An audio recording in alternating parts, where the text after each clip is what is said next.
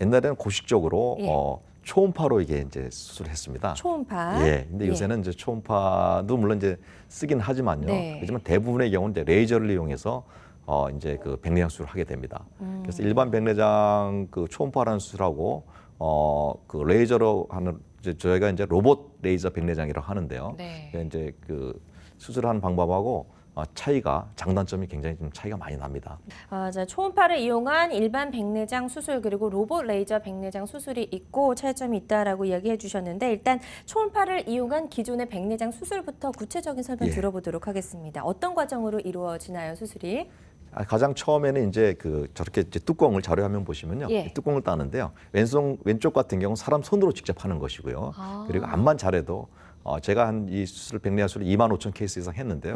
암만 사람 손으로 해도 아주 동그랗게 딸 수는 없습니다. 예. 근데 오른쪽 화면 보시면은 아주 그냥 도장 찍듯이 동그랗게 이 뚜껑을 저기 이제 수정체에 뚜껑을 따는 것인데요.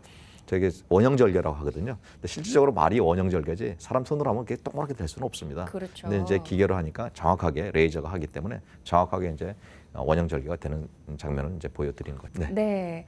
그래서 백내장 수술이 이제 두 가지로 나뉜다라고 설명을 해주셨고 최근에 이제 과학 기술이 좀 많이 발달하면서 이 로봇이 사용되지 않는 분야가 없는 것 같은데 역시 안과에서도 예. 로봇 레이저 백내장 수술까지도 좀 개발이 됐다라는 설명까지 들어봤습니다.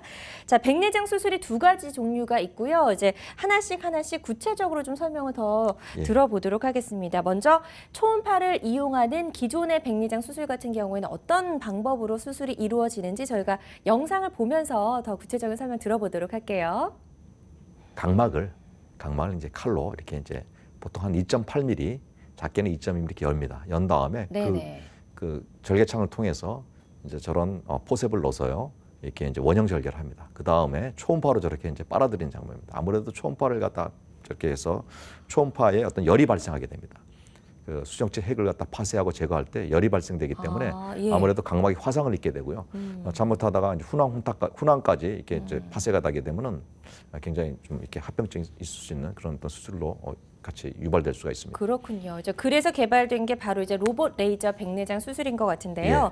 어떤 차이점이 있는지 레이저 백내장 수술의 특징도 좀 짚어볼게요. 예, 가장 큰 차이는 사람 손으로 하는 초음파 백내장은 이 원형 절개를 할 때 아주 동그랗게 하기가 좀 어렵습니다. 자료화면 보시면은 일반 백내장 초음파로 적혀 있는데요. 거기 보면은 이 동그랗게 원형 절개를 하다가 찢어지는 경우도 있고요. 그리고 암만 동그랗게 하더라도 아무래도 사람 손이 하는 것은 동그랗게 할 수가 좀 어렵습니다. 근데 로봇 레이저 백내장 옆에 오른쪽에 보시면은 아주 그냥 동그랗게 도장 찍어 놓듯이 동그랗게 이 원형 절개가 되는데 이게 왜 중요하냐 하면요. 저렇게 동그랗게 돼야지만 인공수정체가 안에 들어갔을 때 힘의 균형을 이뤄가지고 센터링이 중심 잡기가 굉장히 좋습니다. 네. 무엇보다도 이 렌즈는 예민한 렌즈이기 때문에 이 중심 잡기가 가장 중요한 것인데요. 그만큼 원형 절개의 중요성을 갖다 이제 강조하는 그런 자료화면이 되겠습니다. 네, 그래서 로봇 레이저 백내장 수술이 갖고 있는 특징까지 살펴봤습니다. 그 밑에 이제 사진에 저기 AIO라고 써 있는데 저거는 뭘 의미하는 거예요? 수술 후에 눈으로 보이는 부분인가요? 예, 저거는 이제 뭐 예. 난시 그걸 갖다 이제 말씀드리는 건데요. 번져 보이는 현상이 있었다면 그런 것들이 아마 그런 것이 이제 관계될 수가 있고요. 예. 저게 이제 이 인공수정체 센터링하고 중심 잡기하고 관계되는 이제 그런 그림입니다. 이렇게 오른쪽 보면 이게 동그랗게 돼 있지 않습니까? 네네네. 왼쪽은 좀 찌그러져 있지 않습니까? 네. 그런 거하고 이제 말씀드리는 그렇군요. 겁니다. 그래서 로봇 레이저 백내장 수술까지 이야기를 좀 들어봤고요. 로봇을 이용한 레이저 백내장 수술도 역시 좀 그 과정이 궁금하실 것 같은데요. 동영상이 마찬가지로 준비가 되어 있다고 합니다. 동영상 보면서 구체적인 설명 더 들어볼게요. 이렇게 이제 레이저가 이렇게 원형 절개를 동그랗게 이제 이렇게 원형 절개 따고 있는 상태입니다. 네네. 그리고 저 오른쪽 화면은 기존에 이제 손으로 이렇게 하는 것이고요.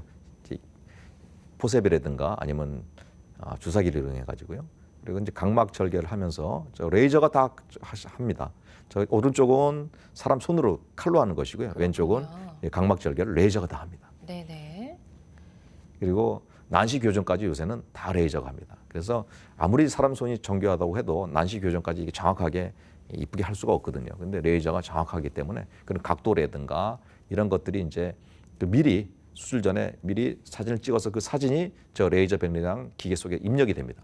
그래서 그 각도와 양, 깊이를 다 조절하게 됩니다. 네. 그리고 이제 뭔가를 이제 부셔서 지금 빨아들이는 안에는 예. 핵을 파쇄하는 장면인데요. 네네네. 이게 사람 손으로 지금 오른쪽은 파쇄를 하고요. 예, 예. 기존의 방식은 왼쪽은 레이저가 다 파쇄를 해놓습니다. 아. 저렇게 이쁘게 동그랗게 예. 육각 모양으로 해서 그냥 마지막에 의사는 빨아들이기만 하면 됩니다. 아, 그렇군요. 이럴 때 이제 초음파를 이용하게 됐던 일반의 이제 그 백내장 아무래도 수술은 이제 열이 발생했다 설명하셨잖아요. 맞습니다. 예, 열이 예. 발생해서 이제 각막 손상도 있을 수가 있고요. 심지어는 이제 각막 이식까지 이제 해야 되는 경우도 있고요. 아, 이제 이런 예. 경우는 그런 어떤 위험을 많이 줄일 수가 있습니다. 좋습니다. 레이저 백내장 수술 동영상으로 이제 그 원리까지 좀 짚어봤습니다.